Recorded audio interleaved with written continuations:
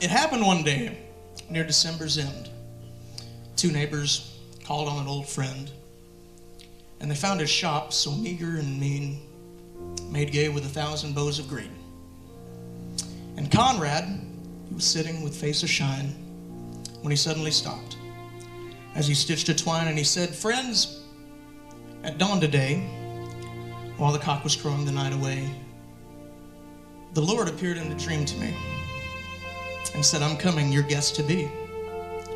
So I've been busy with feet astir, stirring my shop with branches of fir. The table is set, the kettle is shined, and over the rafters the holly is twined. And now I'll wait for my Lord to appear, and listen closely, so I'll hear his step as he nears my humble place, and I'll open the door and look on his face." So his friends went home, left Conrad alone. You see, this was the happiest day he'd known, for long since his family had passed away. He'd spent many a sad Christmas day. But he knew with the Lord as his Christmas guest, this Christmas would be the dearest and the best. So he listened with only joy in his heart, and with every sound he would rise with a start and look for the Lord to be at his door, like the vision he had had a few hours before. So he ran to the window after hearing a sound, but all he could see on the snow-covered ground was a shabby beggar whose shoes were torn and all of his clothes were ragged and worn. But Conrad was touched, and he went to the door and he said, "You know, your feet must be frozen and sore. I've got some shoes in my shop for you, and a coat that might keep you warmer too." So with a grateful heart, the man went away. Then Conrad noticed the time of day, and he wondered, what made the Lord so late? Just how much longer would he have to wait? So when he heard a knock, he ran to the door, but it was a stranger once more.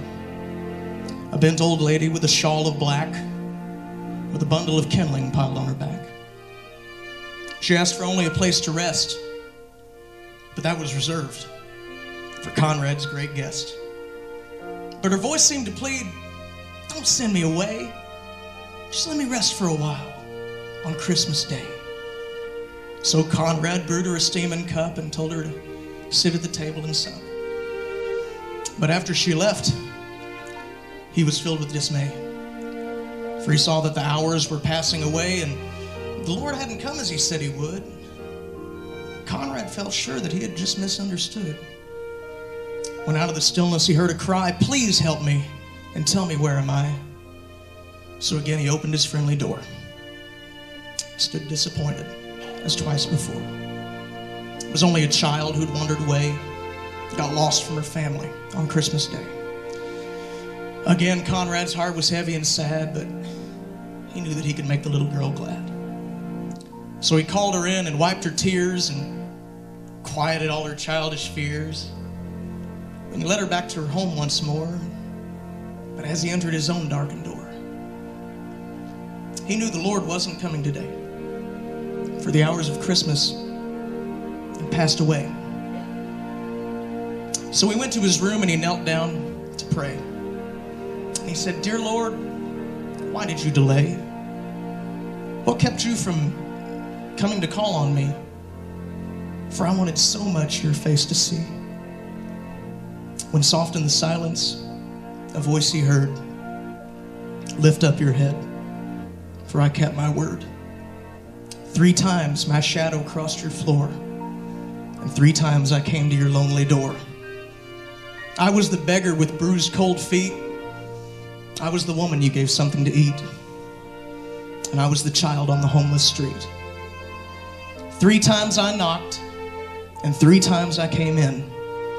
And each time I found the warmth of a friend. Of all the gifts, love is the best. And I was honored to be your Christmas guest."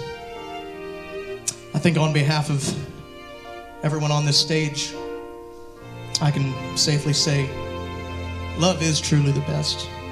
And we were all honored for you to be our Christmas guest. Thank you.